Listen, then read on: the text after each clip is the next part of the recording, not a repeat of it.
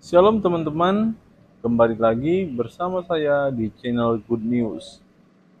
Di dalam channel ini kita akan membahas tentang iman kekristenan.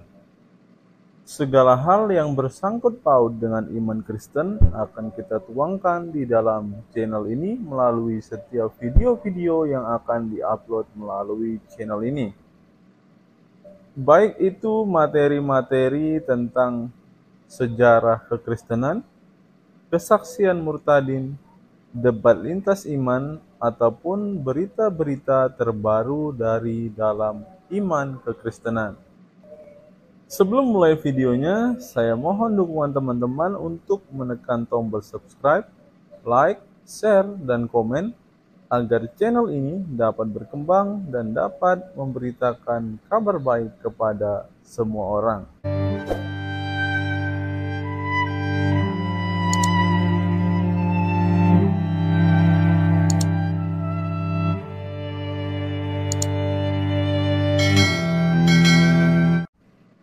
Sebelum mulai video ini, ada baiknya teman-teman menyeduh kopi terlebih dahulu, agar dalam menyaksikan setiap video dari dalam channel ini, teman-teman tidak mengantuk, dan teman-teman bisa fokus untuk menyimak setiap video-video yang akan diupload melalui channel ini. Selamat menyaksikan, dan Tuhan Yesus memberkati kita semua. Nggak pernah baca hadis nih Pak, karena Bapak tidak pernah baca Quran, nggak pernah baca hadis, maka pengetahuan Bapak tentang Islam itu dari ustadz-ustadzmu yang menyesatkan. Coba saya tanya, coba saya tanya, itu si Yesus itu dia aslinya Tuhan apa tukang angon? Coba jawab. Si Yesus itu Tuhan atau tukang angon? Yesus itu firman Allah yang menjadi manusia. Dia cari gembala-gembala yang hilang. Itu tukang angon bukan itu. Dia suka nyari domba. Itu bukan tukang angon. Saya pernah ketemu sama Yesus ngarit bareng soalnya. Dombanya hilang. Gimana Bapak ketemu sama Yesus? Gimana? Ya waktu saya menggembala domba, kan sama-sama penggembala, kan gitu. Dia cari umat apa cari domba? Oke, saya tanya satu. Gitu loh. Kenapa sih Pak Muslim itu sukanya bohong? Kenapa sih Pak? Teman saya Muslim juga sukanya bohong. Kenapa itu Pak? Saya punya teman-teman Muslim. Anda juga bohong. Apa? Saya punya teman-teman Kristen, banyak korban Kristen. Oh baik-baik, mantap-mantap. Enggak seperti Anda. Kenapa teman-teman Kristen saya baik-baik?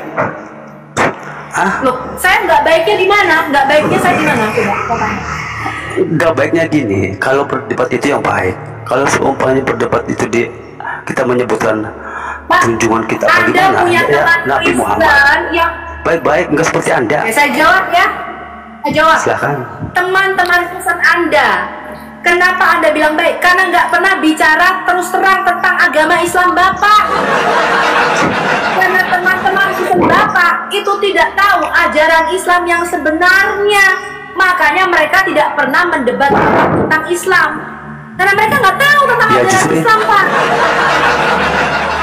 Kalau saya dan Bang Edis dengan teman-teman, saya itu paham betul ajaran kalian, Pak. Pahamnya dari mana? Anda belajar di mana? Saya kasih tahu Bapak, seumur hidup saya, Pak, saya tidak pernah berurusan dengan polisi kecuali bikin KTP sama SIM. Saya seumur hidup, saya kasih tahu Bapak. Tak, benar, gantian kalau ngomong. Seumur hidup saya tidak pernah ngebom masjid. Walaupun gereja saya diancam dibom 2 kali, saya kasih tahu Bapak.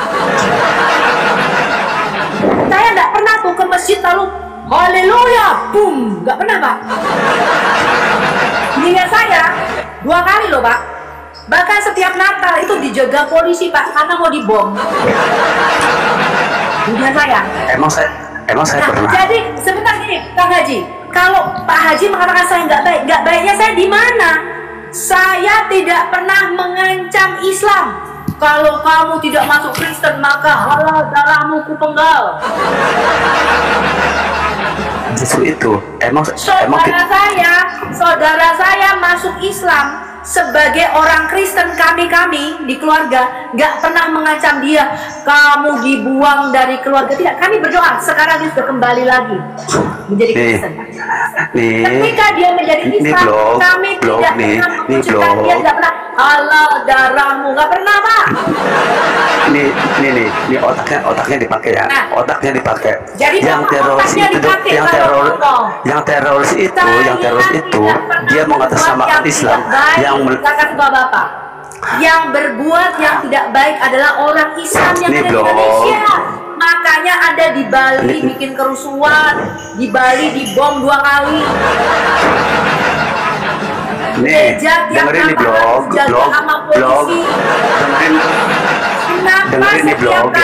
merayakan Natal? Kenapa setiap kali kami merayakan Natal harus dijaga polisi, Pak? Maka coba. Nih blog, dengerin nih blog, jangan nyerocos, jangan nyerocos mulu. Dibomnya mau 2 kali, kita tidak merasakan ancaman. Gereja cuma kasih surat ancaman 2 kali. Untuk apa? Dibom, teman-teman. Nih, yang ngebom, itu orang Islam. Ya, diam dulu blog, diam dulu blog. Otaknya dipakai. Ini 174 ya. 168 terlibat jaringan teroris. Bukan sama Anda. Saya tunjukkan sama-sama. Nih blog. Jadi itu teroris yang Islam itu yang lawan siapa? Yang lawan itu siapa? Si teroris itu mengatasnamakan Islam, yang melawan Islam itu sendiri. Gitu. Jadi otaknya tuh pakai. Emang orang Kristen yang ngelawan, orang Islam itu yang ngelawan sendiri.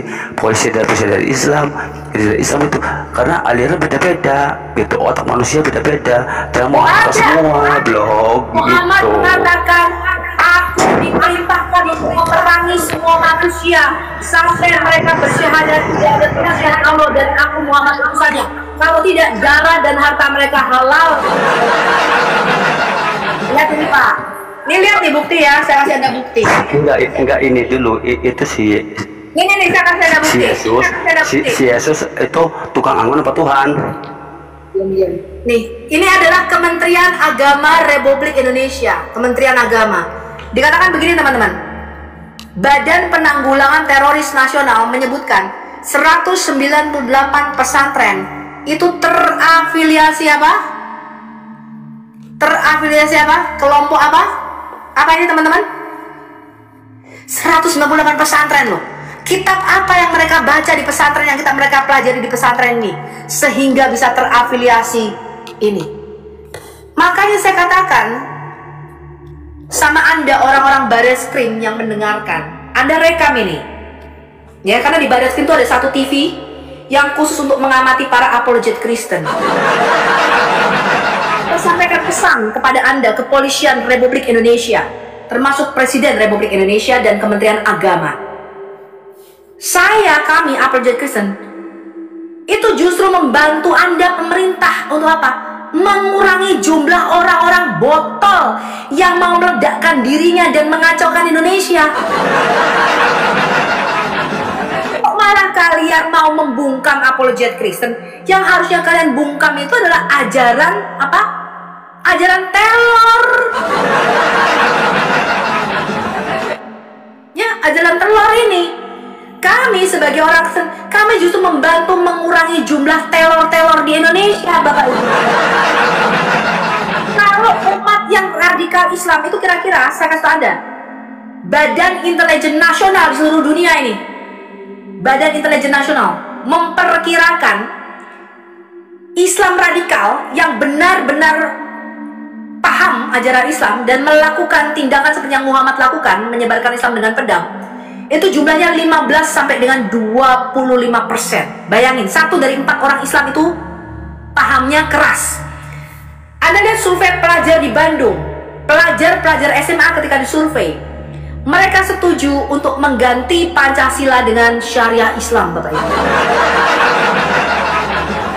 Kepolisian itu sudah dimasuki kira-kira 3% oleh paham radikal Islamis radikalisme Islam ini. Jadi kita harus benar-benar waspada, nggak gampang. Mereka tuh menempatkan orang-orangnya di orang-orang kunci, di kepolisian terutama, 3% jumlahnya yang radikal Islam. Ya, jadi ini bukan paham yang ideologi yang main-main. Ideologi itu tidak bisa diperangi dengan pedang, Bapak Ibu. Ideologi itu harus dibungkam dengan apa? Dengan satu ideologi baru, dengan perubahan pola pikir. Kenapa? Karena ideologi itu nancetnya di sini nih, di sini. Mereka berpikir ketika aku itu berjihad, membun orang-orang kafir, aku akan mati syahid dan langsung masuk ke jannah mendapatkan 72 bidadari-bidadari. Paham ajaran Islam, Bapak Ibu? Ngerti ya? Makanya mereka tidak ragu-ragu melibatkan dirinya yang disebut dibayat sebagai pengantin bom. Salah satu teman saya ada 2. Yang satu jadi pendeta di Sulawesi. Dia kesaksian, dia dulu pernah mengebom gereja di Jawa Barat, di Bandung, daerah Bandung tepatnya. Sekarang dia jadi pendeta jadi Kristen, jadi pendeta di Sulawesi. Satu lagi teman saya perempuan berjilbab. Dia mengatakan saya dulu pernah dibayat jadi pengantin bom.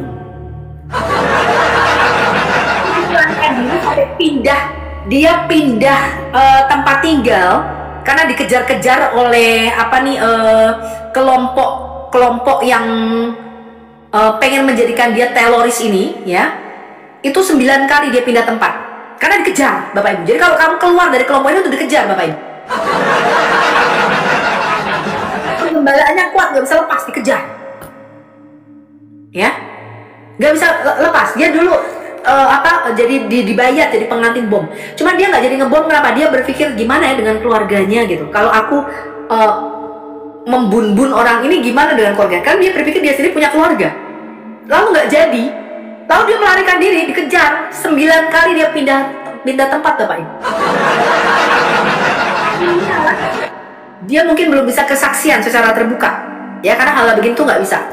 Dia dikejar, ya. Sampai sekarang dia sudah melayani Tuhan, dia masih berjilbab, tapi sudah percaya Tuhan Yesus dan dia melayani Tuhan, ya, di kalangan orang-orang Islam, ya, sudah dibaptis, ya, dan melayani Tuhan, ya. Dan saya bertemu secara pribadi dengan orang-orang yang seperti ini, Bapak Ibu.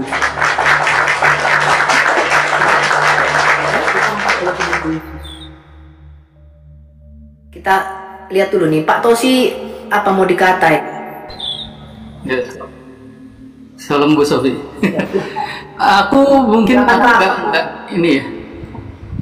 Aku enggak turn on kamera ya, soalnya ini koneksinya lagi jelek banget.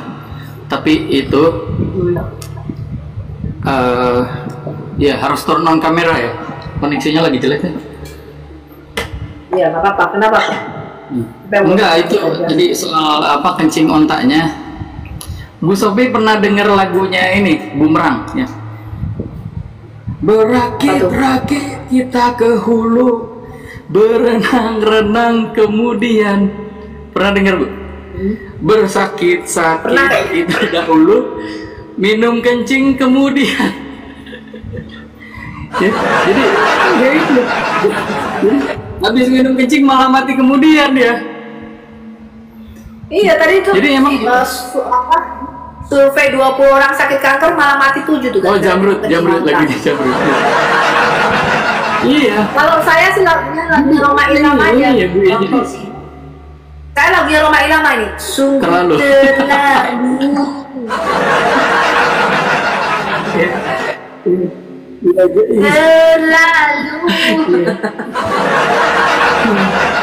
Jadi gini loh, ya, ini dari tadi itu aku amati gitu.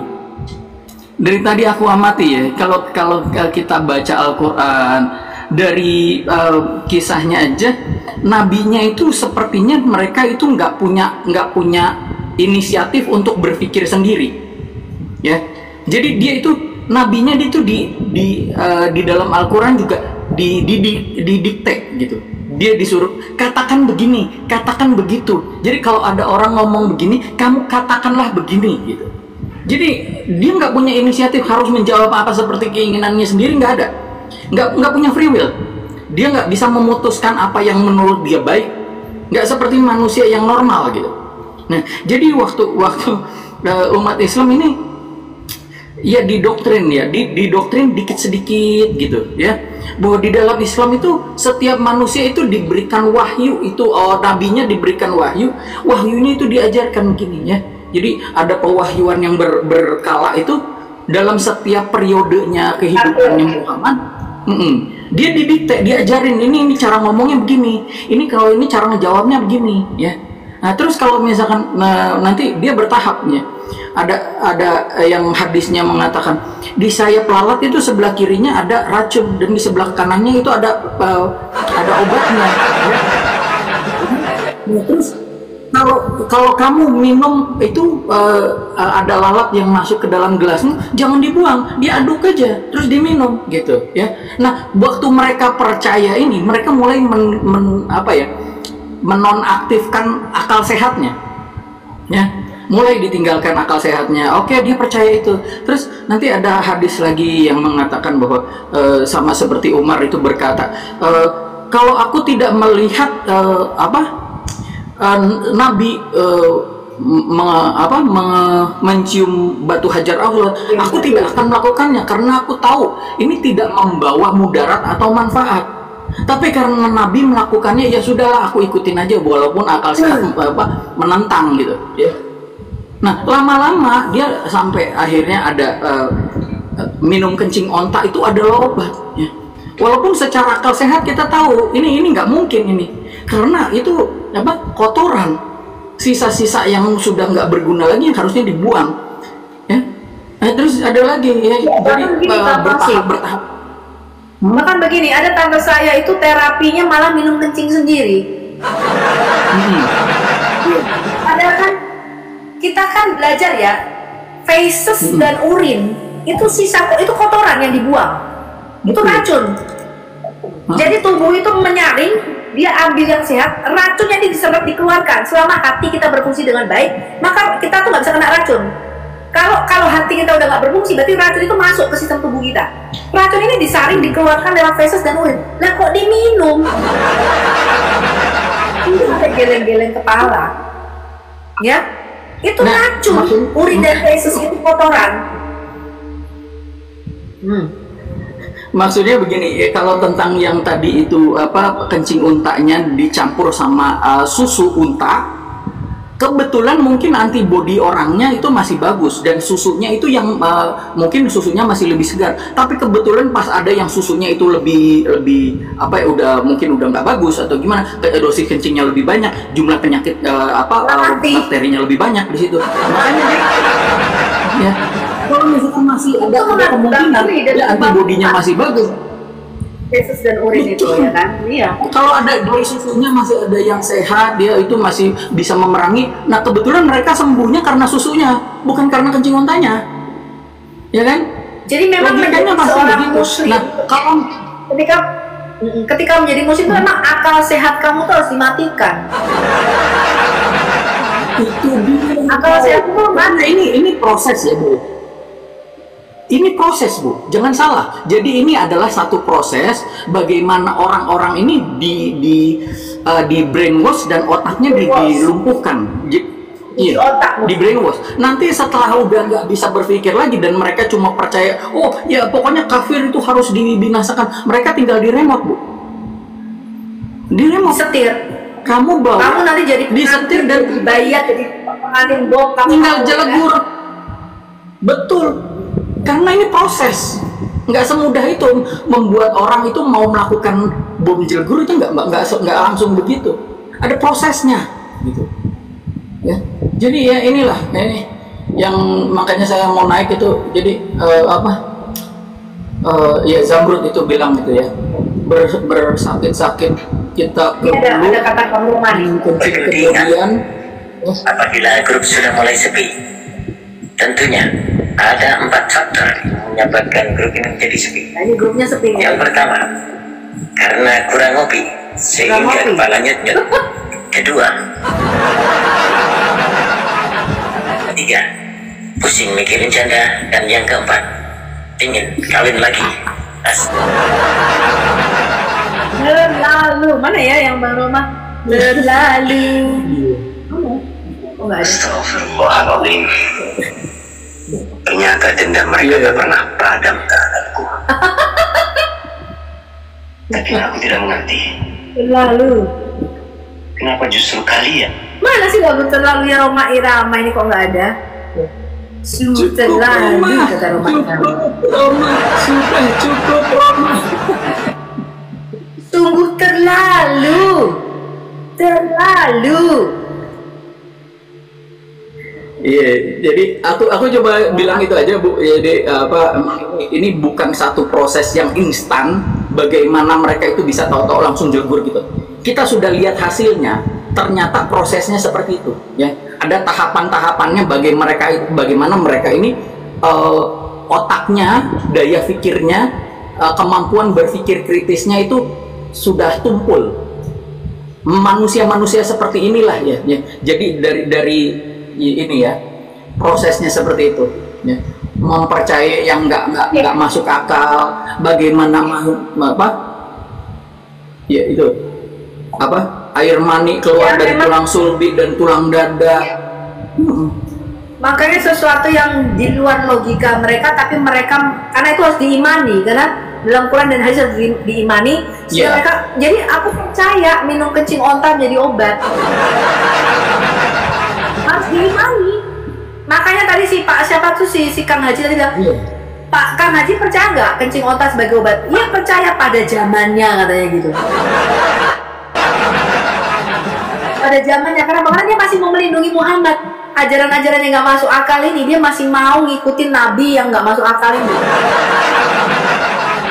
Itu sebenarnya. Oke? Kita gantian ya, Bang Tosi ya. Ya, oke. Terima kasih Bu. Ya. Tuhan berkati. Ya, God bless. Lah mana tadi muslimnya? Lari.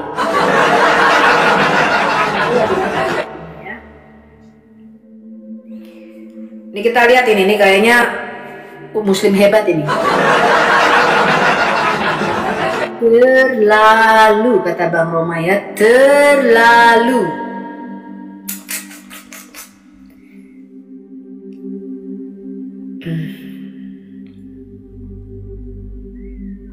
Nggak nyambung ini sinyalnya. Mana tadi muslimnya tadi yang dari bawah, ayo. Nggak nyambung nih Bang Debaters, nanti lagi ya, ini sinyalnya muter mulu. Kita lihat ini ya, ini muslim ini kayak.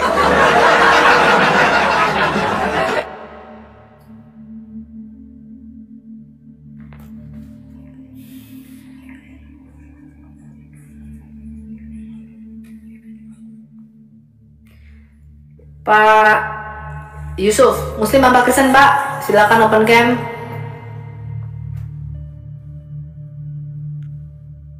Pak Yusuf. Ya. Woi. Ya muslim Kristen Pak. Muslim. Iya Bapak muslim. Muslim. Pak, Bapak muslim Kristen.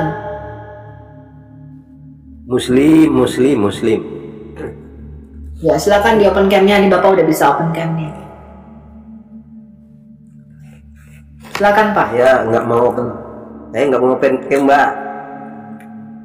Ya turun aja kalau nggak mau open cam.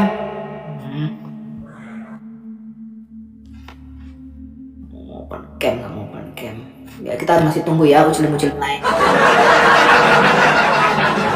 Saya Sofiatul takut suruh open cam, nggak mau open cam. Sekarang aja ya nabimu yang ke-27 si zombie itu nggak pernah buka cadar. Kita lihat ya, ini tadi mau naik nih. Kita lihat muslim apa Kristen nih. Shalom M, silakan. Ya shalom Kristen apa muslim? Saya Kristen, cuma mau nunjukin data aja sister boleh ya, tentang kencing unta tadi. Tunjukin ya, ini kenapa, Bu? website yang tentang efek minum kencing unta. Oh ya silakan ditunjukkan. Tapi aku kayaknya nggak bisa ini ya, nggak bisa Aku belum bisa open cam. Kenapa Bu? nggak bisa soal pengikutnya ini ya. Aku mau ini aja di tirto.id Itu ada kok di situ efek minum kencing unta bagi tubuh dan ancaman penyakit MERS. Orang deket sama untanya aja itu nggak boleh loh deket sama untanya, itu udah kena virus kan, infection zoonotik ya. Gitu, apalagi minum kencing untanya sih. Gitu, saya bingung aja gitu, kenapa sih gitu, padahal di situ juga dokter dari Yaman, dari mana aja, universitas dari Timur Tengah itu juga banyak kok penelitiannya gitu loh. Jadi dengan bahaya penyakit MERS, makanya kan sebelum ke sana itu kan harus vaksin dan segala macam gitu. Jadi kayaknya agak sulit ya kalau kasih tahu ke mereka. Agak bebal gitu, bukan agak bebal lagi, bebal banget. Iya. Itu aja sih, bukan dari Tirto, www.tirto.id itu. Di situ ada efek minum kencing unta dan bahayanya dengan penyakit MERS itu. Jadi teman-teman muslim, tolonglah kalian itu loh, berpikirlah gitu yang sehat gitu loh ya kan, ya kali kencing unta sama emang gak ada obat lain. Sekarang udah banyak dokter dan yang canggih gitu kan, ya kali kalau gitu. kita Walaupun zaman dulu tapi kan tetap aja lah gitu. Kenapa sih kita kalau jualan kencing unta Bu, dibotolin, dimerekin, laku nih Bu di Indonesia. Coba ya kita lihat ya. Iya makanya gitu loh. Mungkin itu menjadi salah satu ide berjualan Bu. Iya, makanya saya bingung, kesian aja gitu loh. Maksudnya kenapa sih? Itu laku.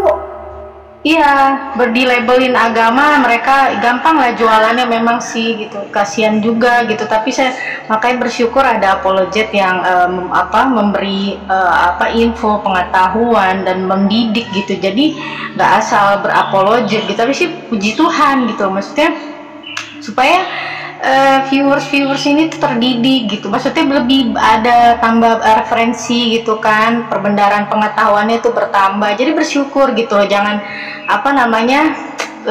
malah attack gitu kan, apalagi menghujat. Ini dikalengin ini ide jualan nih, mungkin mengandung 80% kencing onta dan 20%-nya susu unta. Ini bisa jadi ide jualan ya. Ya, Jamal Drink. Aku kasih ide jualan Jamal Drink ya. Jadi jualan kencing onta ini dikalengin, ini laku nih ya, selain menyehatkan tubuh juga membuat otak tadi macet ya. Otak macet dan macet. Camel apa camel urine? Iya, ini camel urine. Iya. Gitu. Iya itu di WHO, di World Health Organization aja udah memberi data jurnal di PubMed Medicine juga udah ada efek. Iya. Di websitenya tirto.id juga ini loh, bagus loh, ini dia kasih keterangan kencing unta dan bahaya penyakit MERS gitu. Di situ ada picture, ada gambarnya juga, keterangannya gitu ya kan, ada untanya juga di gurun panas gitu loh. Maksudnya di website Indonesia pun, maksudnya di Tirto selevel berita kayak tirto.id tuh kayak detik.com, kompas.com gitu loh. Itu kan salah satu web berita juga sih, news gitu. Di Indonesia itu juga udah kasih info, kasih pengetahuan juga. Cuma kalau memang masih bebal ya itu pilihan lah ya, kan hidup itu pilihan sih. Tapi ada bukunya nih Bu, malah betul nih kata Bang Endis nih. Tuh, Zam Group, penerbit buku Islam. Ini judul ini harga bukunya 35.000, teman-teman. Nah ini, aduh ini juga ya, agak ini juga ya. Sembuh dengan air kencing onta. Nah ini adalah amal ibadah sungguh. Kan banyak terapi lain, kenapa harus itu? Kenapa nggak dengan terapi terapi? Ini sembuh nih dengan air, ini ajaran Islam ya teman-teman ya. Ajaran Islam. Iya, bingung makanya kenapa sih nggak pengen. Onta ini udah terdoktrin kali, terdogma ya. Iya udah terdoktrin Bu, susah kalau udah iya, tapi kan ada terapi yang lain gitu loh. Padahal dia pada sebelum kesana kan harus vaksin ini kan, kalau ada yang ibadah haji apa itu kan ada harus ada vaksin apa itu, karena kan dari sana tuh ada, di sini juga di keterangan ada orang yang pulang dari sana terkena pneumonia ya gitu, karena kan infeksi virus MERS itu kan dari binatang gitu loh. Apalagi minum kencing, orang deket-deket binatang aja nggak boleh kok di sini keterangannya gitu loh. Apalagi minum kencingnya. Tapi pernah melihat unta terbang nggak, Bu? Pernah lihat unta terbang nggak? Orang gitu, sister. Pernah ya? Ini lihatin. Ini unta kopter, Bu, namanya, Bu. Ya ampun. Ini kendaraan helikopter ya. Iya, ini namanya unta kopter. Nah, ini kendaraan super cepatnya Muhammad. Ya Helikopter namanya. Ini untanya bisa terbang. Ini ada helikopternya, ini unta kopter namanya.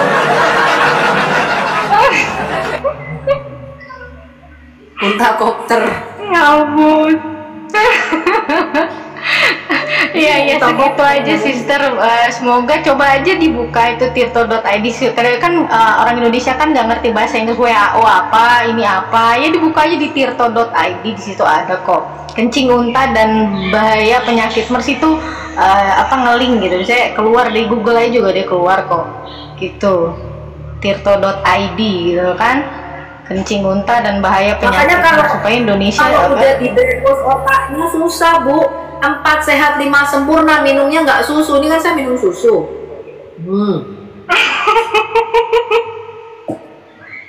Kalau Uci 4 sehat 5 minumnya. Sulit, Bu, sulit. Sulit kalau udah didoktrin otaknya berat. Karena khasiatnya itu sulit. Iya sih, kasihan juga gitu. Kita sebenarnya mau memberi info, memberi ini supaya mereka referensi pengetahuannya tuh bertambah gitu loh. Jadi tapi sulit itu bertambah, karena sudah terlalu. Iya, terima dan bebal gitu ya. Kebebalannya itu, keras hatinya itu ya. Itu loh. Jadi kita harus menerima nggak dikatak dalam tempurung. Kita mindsetnya tuh harus inilah gitu loh. Jangan menerima dogma, doktrin mentah-mentah itu sih gitu. Jadi tolonglah gitu ya kan, kasihan juga yang lain kalau minum kencing onta ya kali langsung sembuh. Kalau kena infeksi virus bagaimana? Deket-deket binatang aja nggak boleh loh gitu. Itu pas lagi ibadah aja tuh katanya nggak boleh deket-deket ontanya apa bagaimana tadi di itunya tuh. Saya lihat keterangannya. Apalagi minum gitu. Itu kan dicampur lagi. Ampun. Sian sih. Ya, berdoa aja lah untuk corona ini supaya thank you. Itu aja ya. Sister, thank you. Shalom, Tuhan berkati.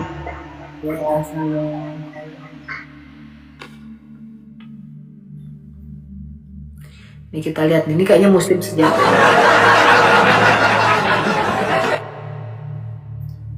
Joshua sama Liu, Kristen. Gimana caranya nih anunya? Gimana nih? Udah keren kameranya nih. Iya, Pak Joshua sama Liu. Bapak muslim Pak? Kenapa? Pak Joshua sama Liu, Bapak muslim Kristen?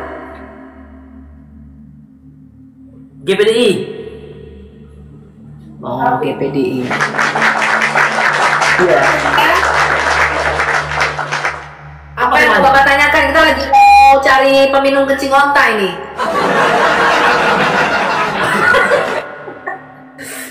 Apa yang mau Bapak tanyakan? Kita lagi mau cari peminum kencing onta, Pak. Hah? Oh, iya kan?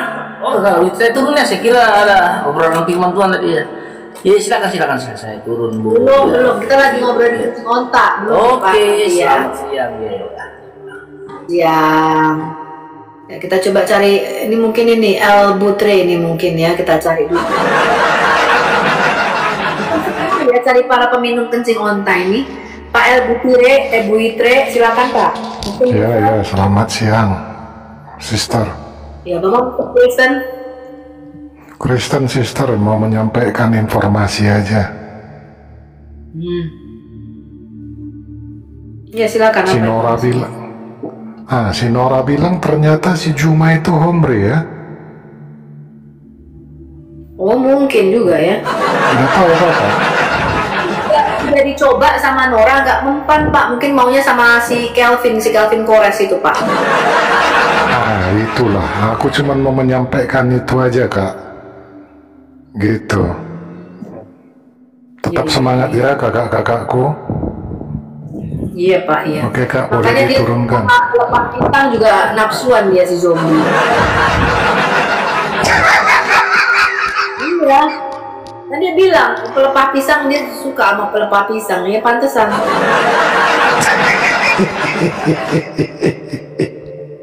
Oke Pak Bu Itre. Iya. Kita cari yang peminum kencing onta dulu ya Pak ya. Oke Kak, semangat. Semangat. Orang pesan jangan ikut-ikut muslim ya minum kencing onta.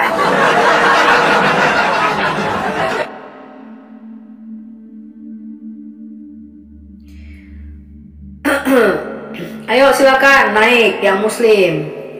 Ini katanya si Tasik ngaji sama nantang-nantang Edis debat offline sama si Abdul Somad dibawa. Ini mau di mana? Mau di Indonesia? Ngaji. Ya, belum sampai baru mendarat dengan ontakopter kita di Jakarta. Udah digeruduk sama pasukan dasar putih. Tahu kan kalau pasukan dasar putih sudah bergerak, polisi juga angkat tangan. Polisi Indonesia tuh kalahnya sama pasukan dasar putih.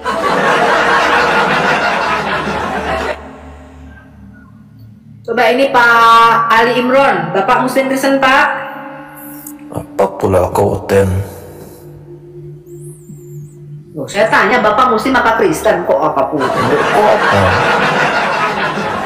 Hah? Menurut kau apa aku ini? Apa Pak? Lo nggak tahu saya, Bapak apa?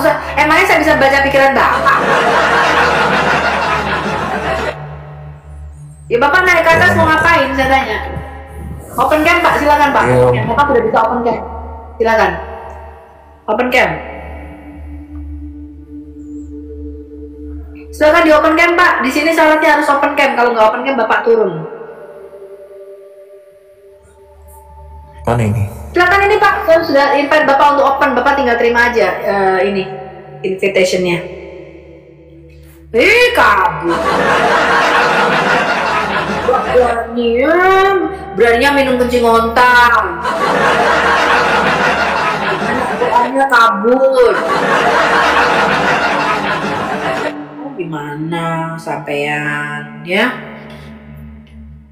Aduh, ini ontakopter ini ya, sembuh dengan air kencing onta. Coba kita lihat apa isi bukunya ya. Sembuh dengan air kencing onta. Orang-orang kampung dari kabilah Urainah datang kepada Nabi, lalu masuk Islam. Mereka lalu jatuh sakit di Madinah hingga kulit mereka berwarna kuning dan perut mereka membesar. Ini kayaknya sakit hati, liver ya.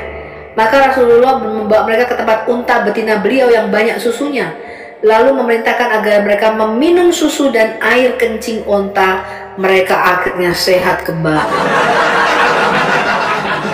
Buku ini teman-teman, buku ini menyibak keajaiban susu dan air kencing onta untuk menyembuhkan berbagai macam penyakit seperti penyakit kulit menguning, gondok, lambung, perut membesar, badan sangat kurus. Kita semua pasti pernah mendengar dari saudara-saudara muslim kita bahwa batu Hajar Aswad adalah batu penghapus dosa umat manusia. Dalam kesempatan ini, secara khusus kita akan membukakan sebuah fakta yang tidak pernah diketahui oleh umat muslim tentang batu Hajar Aswad ini. Hal ini dibukakan langsung oleh seorang bapak gereja melalui setiap tulisan-tulisannya yang ada sampai hari ini. Ia adalah Yohanes Damaskus. Yohanes dari Damaskus juga dikenal sebagai Yohanes Damaskus. Ia adalah seorang biarawan dan teolog yang tulisan-tulisannya sangat penting dalam mempertahankan nilai seni visual dalam mengkomunikasikan iman Kristen dalam ibadah. John dilahirkan dalam keluarga Kristen Arab sekitar tahun 676 di Damaskus, di Suriah saat ini, pada periode setelah Khalifah Muslim menaklukkan kota tersebut. Pada saat itu, sebagian besar umat Kristen yang pernah tinggal di Damaskus menjadi pengungsi atau dipaksa pindah agama. Keluarga John bagaimanapun telah bekerja sama dengan para penguasa Muslim setelah mereka mengambil alih kota, dan ayah John mempunyai posisi di istana kekhalifahan sehingga keluarga mereka diperbolehkan untuk tetap beragama Kristen. Ayah John memastikan bahwa putranya menerima pendidikan terbaik. Ayah John membekali putranya dengan seorang biarawan Kristen sebagai tutor, dan John muda yang cerdas menjadi sarjana astronomi, matematika, dan teks klasik Yunani dan juga Arab. Beberapa sumber menyatakan bahwa Yohanes sendiri menjadi kepala administrator istana khalifah. Akhirnya, John menyerahkan kehidupannya di istana dan pergi ke Yerusalem untuk menjadi pendeta biarawan di biara Marsaba di luar Yerusalem. Ketika Yohanes mulai menjalani panggilan barunya sebagai biarawan dan imam di biara Marsaba, sebuah perdebatan besar yang dikenal sebagai kontroversi ikonoklas terus memecah belah gereja. Kaisar Leo III mengeluarkan dekret yang melarang penggunaan gambar. Yohanes menulis dengan penuh semangat mendukung penggunaan gambar dan mendorong umat Kristen awam untuk terus menggunakannya, yang bertentangan dengan dekret kaisar. Risalah Yohanes merupakan pembelaan yang indah terhadap teologi inkarnasi dan pentingnya imajinasi dalam mengembangkan iman kepada Kristus. John menuliskan bahwa seni cocok untuk menggambarkan Tuhan yang menjadi manusia. Saya tidak menggambarkan ketuhanan yang abadi. Saya melukis daging Tuhan yang terlihat, karena tidak mungkin untuk mewakili roh, apalagi Tuhan yang memberi nafas kepada roh. Ketika yang tak terlihat menjadi terlihat dalam daging, kamu kemudian dapat menggambar kemiripan wujudnya. Memang benar saya tidak menyembah materi, tulis Yohanes. Saya menyembah Tuhan materi yang menjadi urusan demi aku. Jangan meremehkan materi, karena materi tidak tercela. John melanjutkan dengan membahas imajinasi manusia, pikiran yang diarahkan untuk melampaui hal-hal jasmani tidak mampu melakukannya. Untuk hal-hal yang tidak terlihat dari Tuhan sejak penciptaan dunia adalah dibuat terlihat melalui gambar. Imajinasi menjangkau ke arah Tuhan, namun perlu keimanan, perlu kasih karunia untuk menerima gambaran dari Tuhan sendiri yang Tuhan hadirkan kepada manusia. Dan gambar penting untuk memicu imajinasi, karena gambar berbicara kepada penglihatan seperti kata-kata kepada telinga. Gambar membawa pemahaman. Setelah kita melihat secara singkat siapa sebenarnya Yohanes Damaskus ini, teman-teman, ia adalah seorang yang sangat berpengaruh dengan tulisan-tulisannya. Salah satu tulisan Yohanes Damaskus yang sangat terkenal sampai sekarang adalah ketika ia mengkritik agama Islam. Inilah isi kritikan Santo Yohanes dari Damaskus terhadap Islam, teman-teman. Ada juga tahayul kaum Ismail yang sampai hari ini masih berlaku dan membuat manusia terus berbuat salah karena merupakan cikal bakal antikristus. Mereka adalah keturunan Ismail yang lahir dari Abraham dari Agar, dan karena alasan inilah mereka disebut Agareni dan Ismail. Mereka juga disebut Saracen yang berasal dari Sara Kenoi atau miskin Sara. Karena apa yang dikatakan Agar kepada malaikat, Sara telah menyuruhku pergi dalam kemiskinan. Mereka dulunya adalah penyembah berhala, menyembah bintang pagi dan Aprodit yang dalam bahasa mereka disebut kabar yang artinya agung. Dan sampai zaman Heraklius mereka adalah penyembah berhala yang sangat besar. Sejak saat itu hingga saat ini seorang nabi palsu bernama Muhammad telah muncul di tengah-tengah mereka. Orang ini setelah secara kebetulan menemukan perjanjian lama dan perjanjian baru, dan juga setelah berbincang dengan seorang biarawan Aryan, merancang ajaran sesatnya sendiri. Kemudian setelah menyindir dirinya sendiri ke dalam kebaikan orang-orang dengan menunjukkan kesalehan, dia, Muhammad, menyampaikan bahwa sebuah kitab tertentu telah diturunkan kepadanya dari surga. Dia telah menuliskan beberapa komposisi konyol dalam bukunya ini, dan dia memberikannya kepada mereka sebagai objek penghormatan. Dia mengatakan bahwa hanya ada satu Tuhan, pencipta segala sesuatu, yang tidak dilahirkan dan tidak diperanakan. Dia mengatakan bahwa Kristus adalah firman Allah dan rohnya, tetapi ia adalah makhluk dan hamba, dan bahwa ia dilahirkan tanpa benih dari Maria, saudara perempuan Musa dan Harun. Sebab katanya, firman Tuhan dan roh masuk ke dalam Maria, dan dia melahirkan Yesus, yang adalah seorang nabi dan hamba Tuhan. Dan dia mengatakan bahwa orang-orang Yahudi ingin menyalibkan dia dengan melanggar hukum, dan bahwa mereka mengambil bayangannya dan menyalibnya. Namun Kristus sendiri tidak disalib, katanya, dan dia juga tidak mati karena Allah, karena kasihnya kepadanya, membawa dia ke surga. Dan dia mengatakan ini, bahwa ketika Kristus telah naik ke surga, Tuhan bertanya kepadanya, "Ya Yesus, apakah engkau berkata, Akulah anak Tuhan dan Tuhan?" Dan Yesus katanya menjawab, "Kasihanilah aku Tuhan. Engkau tahu bahwa aku tidak mengatakan ini, dan bahwa aku tidak mencemooh menjadi hambamu.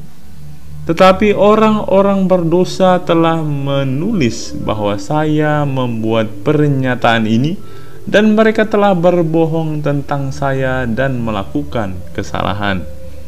Dan Tuhan menjawab dan berkata kepadanya, "Aku tahu bahwa kamu tidak mengucapkan ini. Masih banyak hal lain yang luar biasa dan cukup menggelikan dalam buku ini yang ia banggakan diturunkan kepadanya dari Tuhan. Namun ketika kita bertanya, dan siapakah yang bisa bersaksi bahwa Allah memberinya kitab itu? Dan nabi manakah yang meramalkan bahwa nabi seperti itu akan bangkit?" Ya, mereka bingung. Dan kami mencatat bahwa Musa menerima hukum dari Gunung Sinai dengan Tuhan menampakkan diri di hadapan semua orang dalam awan, api, kegelapan, dan badai. Dan kami mengatakan bahwa semua nabi mulai dari Musa dan seterusnya menubuatkan tentang kedatangan Kristus dan bagaimana Kristus Allah dan inkarnasi Allah akan datang dan disalibkan dan mati dan bangkit kembali, dan bagaimana dia, Muhammad, akan menjadi hakim atas dunia, hidup dan mati. Lalu ketika kami berkata, mengapa nabimu itu tidak datang dengan cara yang sama? Dan ada orang lain mengatakan yang menjadi saksinya, dan bagaimana mungkin Allah di hadapanmu tidak memberikan kepada orang ini kitab yang kamu rujuk, padahal dia memberikan hukum kepada Musa dengan orang-orang melihatnya dan gunung berasap, agar kamu pun dapat yakin. Mereka menjawab bahwa Tuhan melakukan apa yang Dia kehendaki. Ini kami berkata, kami tahu, tapi kami bertanya bagaimana kitab itu sampai kepada Nabi Anda. Kemudian mereka menjawab bahwa kitab itu diturunkan kepadanya ketika dia sedang tidur. Kemudian kami dengan bercanda mengatakan kepada mereka bahwa selama ini dia menerima buku itu dalam tidurnya dan benar-benar merasakan pengoperasiannya. Maka pepatah populer berlaku padanya yang berbunyi, kamu membuatku bermimpi. Ketika kami bertanya lagi, bagaimana mungkin ketika dia memerintahkan dalam kitabmu ini untuk tidak melakukan apapun atau menerima apapun tanpa saksi? Kamu tidak bertanya kepadanya. Pertama-tama, tunjukkan kepada kami dengan saksi bahwa kamu adalah seorang nabi dan bahwa kamu datang dari Allah, dan tunjukkan kepada kami kitab suci mana yang memberi kesaksian tentang kamu. Mereka merasa malu dan tetap diam. Kemudian kami melanjutkan, meskipun Anda tidak boleh menikahi seorang istri tanpa saksi, atau membeli atau memperoleh properti, meskipun kamu tidak menerima seekor keledai atau memiliki seekor binatang beban dan tanpa kamu saksikan, dan meskipun kamu memiliki istri, harta benda, keledai dan sebagainya melalui para saksi, namun hanya keimananmu dan kitab sucimu saja yang kamu anggap tidak dibuktikan oleh para saksi. Sebab orang yang mewariskan ini kepadamu tidak mempunyai jaminan dari sumber manapun, dan tidak ada seorang pun yang diketahui memberi kesaksian tentang dia sebelum dia datang. Sebaliknya, dia menerimanya ketika dia sedang tidur. Terlebih lagi, mereka menyebut kami hetairis atau asosiator karena kata mereka, kami memperkenalkan sekutu kepada Tuhan dan menyatakan Kristus sebagai anak Tuhan dan Tuhan. Kami berkata kepada mereka dengan nada gembira, para nabi dan kitab suci telah menyampaikan hal ini kepada kami, dan kalian, sebagaimana kalian bersikeras menerima para nabi. Jadi jika kita salah menyatakan Kristus sebagai anak Allah, maka merekalah yang mengajarkan hal ini dan meneruskannya kepada kita. Namun sebagian dari mereka mengatakan bahwa ini adalah salah penafsiran yang membuat kami menggambarkan para nabi dengan mengatakan hal-hal seperti itu. Sementara yang lain mengatakan bahwa orang-orang Ibrani membenci kami dan menipu kami dengan menulis nama para nabi sehingga kami bisa tersesat.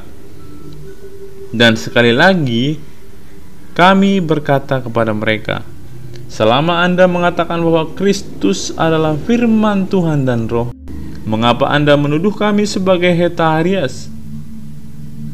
Karena kata dan roh tidak dapat dipisahkan dari keberadaannya secara alami.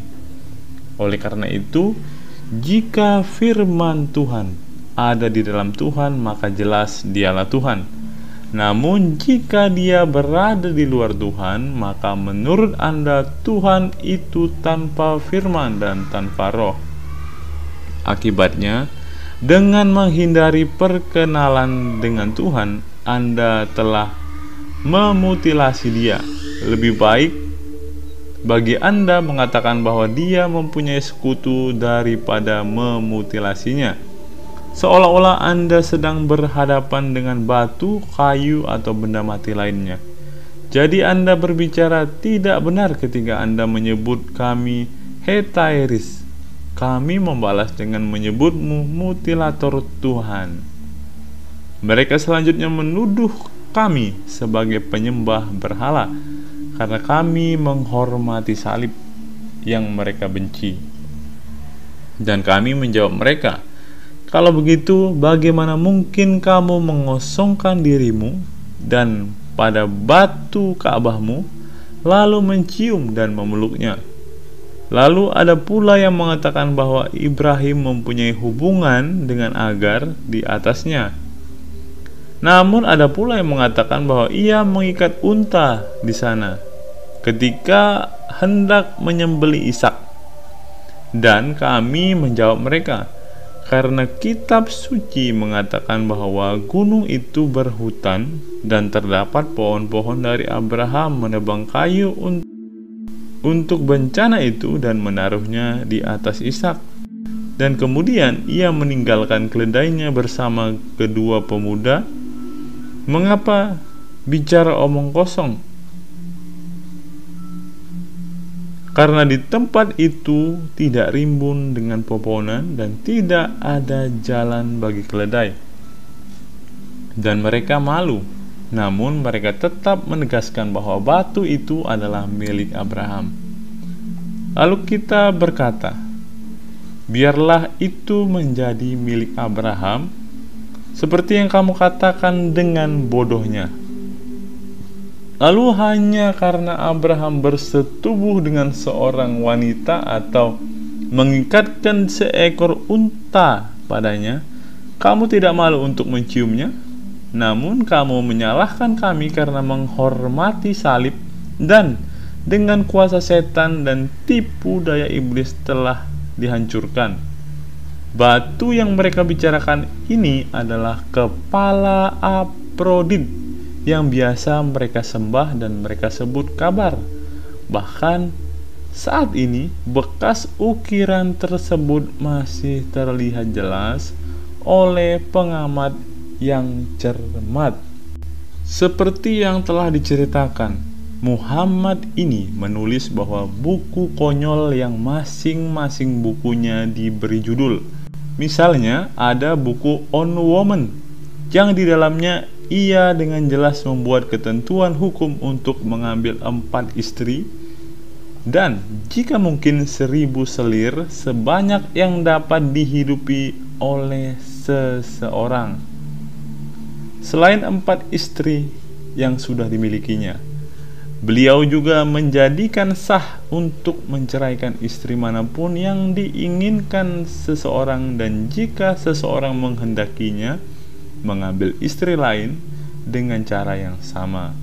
Muhammad mempunyai seorang teman bernama Zaid. Pria ini mempunyai istri cantik dan membuat Muhammad jatuh cinta. Suatu kali ketika mereka sedang duduk bersama, Muhammad berkata, "Oh, ngomong-ngomong, Tuhan telah memberitahukanku untuk mengambil istrimu." Yang lain menjawab, "Kamu adalah seorang rasul. Lakukan seperti yang diperintahkan Tuhan kepadamu dan ambillah istriku." Sebaliknya, untuk menceritakan kisahnya dari awal, dia berkata kepadanya, "Tuhan telah memberiku perintah agar kamu menceraikan istrimu dan menyingkirkannya." Lalu beberapa hari kemudian, sekarang dia berkata, "Tuhan telah memberitahuanku untuk membawanya." Kemudian setelah laki-laki itu mengambil istrinya, dan berzina dengannya, dia membuat peraturan ini: hendaklah dia yang menceraikan istrinya, dan jika setelah menceraikannya dia kembali kepadanya, biarlah orang lain mengawininya, sebab tidak halal mengambilnya, kecuali ia telah dinikahkan oleh orang lain. Terlebih lagi, jika seseorang lelaki menceraikan istrinya, biarlah saudara laki-lakinya menikahinya jika ia menghendakinya. Dalam buku yang sama, ia memberikan ajaran seperti ini: kerjakanlah tanah yang diberikan Tuhan kepadamu dan percantiklah, dan lakukanlah ini dan lakukanlah dengan cara demikian, tidak mengulangi semua perbuatan cabul yang telah ia lakukan. Lalu ada juga buku Unta Tuhan. Tentang unta ini dia mengatakan bahwa unta itu datang dari Tuhan, dan ia meminum seluruh sungai dan tidak dapat melewati 2 gunung karena tidak ada cukup ruang. Ada orang-orang di tempat itu, katanya, dan mereka biasa meminum air tersebut pada suatu hari, sedangkan unta akan meminumnya pada hari berikutnya. Terlebih lagi, dengan meminum air tersebut dia memberi mereka makanan, karena dia memberi mereka susu bukan air. Kemudian karena orang-orang ini jahat, mereka bangkit, katanya, dan membunuh unta itu. Namun ia mempunyai keturunan seekor unta kecil yang katanya ketika induknya tidak disingkirkan, berseru kepada Tuhan, dan Tuhan membawanya ke tempatnya. Lalu kami bertanya kepada mereka, dari mana datangnya unta itu? Dan mereka bilang, itu dari Tuhan. Lalu kita bertanya, apakah ada unta lain yang berpasangan dengan unta ini? Dan mereka berkata, tidak.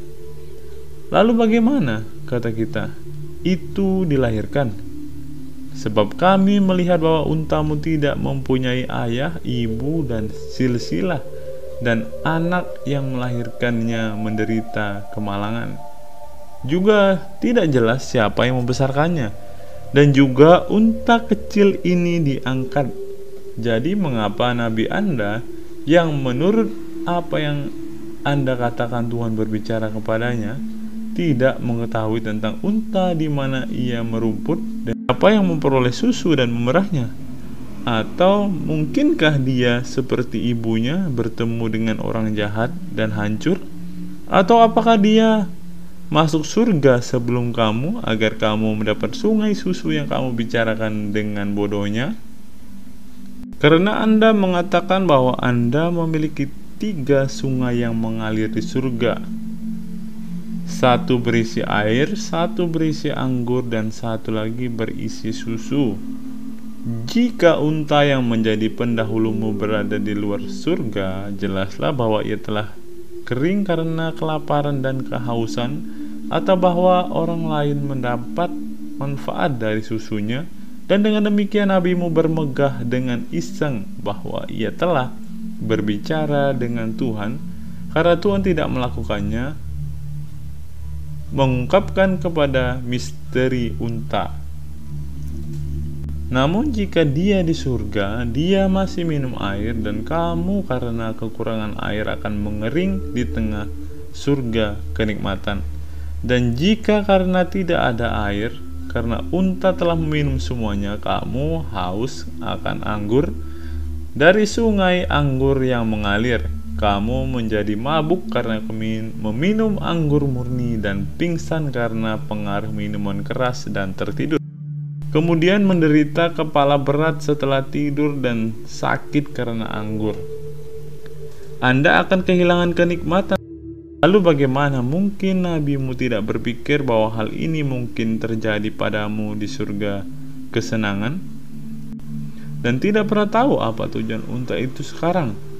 Namun kamu bahkan tidak menanyakannya. Ketika dia menyampaikan kepadamu mimpinya tentang 3 sungai, Kami dengan jelas meyakinkan Anda bahwa unta Anda yang luar biasa ini telah mendahului Anda ke dalam jiwa-jiwa keledai ke tempat di mana Anda seperti binatang ditakdirkan untuk pergi. Dan ada kegelapan luar dan hukuman kekal, api yang menderu-deru, cacing-cacing yang tidak bisa tidur, dan setan-setan neraka. Sekali lagi dalam buku The Table, Muhammad mengatakan bahwa Kristus meminta suatu meja kepada Tuhan dan meja itu diberikan kepadanya. Sebab Allah katanya berfirman kepadanya, "Aku telah memberikan kepadamu dan kepada sebuah meja yang tidak fana." Dan lagi dalam buku The Heifer, dia mengatakan beberapa hal bodoh yang menggelikan lainnya, yang karena jumlahnya yang banyak menurut saya harus diabaikan. Ia menetapkan suatu hukum bahwa mereka harus disunat dan juga para wanita. Ia memerintahkan mereka untuk memelihara hari Sabat dan tidak dibaptis. Dan meskipun beliau memerintahkan mereka untuk memakan beberapa makanan yang dilarang oleh hukum, beliau memerintahkan mereka untuk menjauhkan diri dari makanan lainnya. Beliau juga melarang keras minum arak. Dan ini adalah beberapa catatan kaki yang bisa teman-teman cross-check kebenarannya untuk membuktikan semua hal yang telah ditulis oleh Yohanes Damaskus ini, teman-teman. Apa pendapat teman-teman setelah menyimak tulisan dari Yohanes Damaskus ini? Silakan teman-teman tulis di kolom komentar video ini.